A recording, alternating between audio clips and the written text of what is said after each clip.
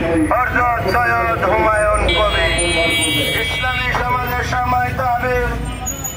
সৃষ্টিকর্তা আল্লাহ রাব্বুল আলামিনের দেওয়া সংবিধান যদি আমরা দুনিয়ার স্বাধীন জীবনে গ্রহণ করি, তাহলেই এটা আমরা কি করব, এই কল্যাণ পাইতে পারবো। কিন্তু আজকে দুঃখজনক হলেও সত্য, দেশের মানুষ, দুনিয়ার মানুষ, ভিন্ন ধর্মের লোক তো বটেই, যারা মুসলিম পরিচয় দেয়, তারাও নিজেদের স্ব রাষ্ট্রে বসবাস করতে গিয়ে আল কোরআনকে সংবিধান গ্রহণ না করে মানবরচিত সংবিধান গণতন্ত্রকে গ্রহণ করার মাধ্যমেই মূলত তারা কুফর এবং শিরক করছে। কিভাবে? সমাজ ও রাষ্ট্রের ক্ষেত্রে গণতন্ত্রের মাধ্যমে জনগণকে ক্ষমতার মালিক, এমপিদেরকে আইনদাতা, গণতান্ত্রিক সরকার অর্থাৎ মন্ত্রী পরিষদকে শাসনকর্তা গ্রহণ করে মূলত আরবিতে বললে রবের সাথে কুফর এবং শিরক করছে জাতির মানুষ। মুসলিমরাও এটা করছে। তাহলে এই যে কুফর এবং শিরক করে তারা শয়তানের ধোঁকায় পড়ছে, অথবা ইসলাম সম্পর্কে সঠিক জ্ঞান অর্জন না করার কারণেই এই বিষয়টা।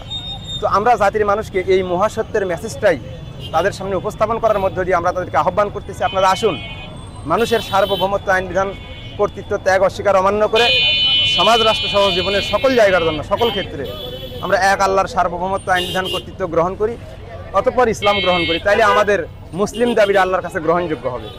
আপনাদের যে কর্মসূচি, আপনাদের জনবলে তো কম কেন? দাবি তো ভালো। আসলে জনবল কম কেন, এই প্রশ্নটার জবাব দেওয়া আমার জন্য খুব টাফ।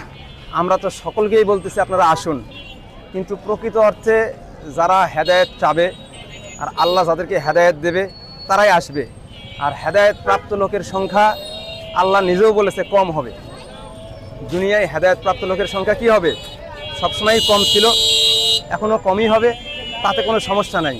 এই কম লোকদেরকে আল্লাহ রাব্বুল আলামিন, যদি এই কম লোক খাঁটি হয় ইমানের দাবিতে, তাহলে আল্লাহ তাদেরকে এই অধিক লোকের উপর বিজয় দান করবে। আপনাদের এটা কি জনবলের ব্যাপারটা, জনবলের ব্যাপারটা আপনারা কি দল হিসেবে কোনো নিবন্ধিত দল নাকি হচ্ছে আপনারা? না, আমরা নিবন্ধন করি নাই, নিবন্ধন করব না। এই জন্যই করব না, নিবন্ধন নিতে গেলে এই গণতন্ত্র নামক মানবরচিত ব্যবস্থার আনুগত্য স্বীকার করেই নিতে হবে। তাহলে আমি যদি এটা স্বীকার করেই নেই, তাহলে আমি যে আন্দোলন করছি এখান থেকে তো সরে গেলাম। এই কারণে আপনাদেরও জনবল কম। জি। আপনার পুরো নামটা কি ভাই? আমার পুরো নাম মোহাম্মদ সাইফুল ইসলাম মিঠু। আপনি কি দায়িত্বে আছেন? আমি ইসলামী সমাজের রংপুর বিভাগের বিভাগীয় দায়িত্বশীল হিসেবে কাজ করতেছি।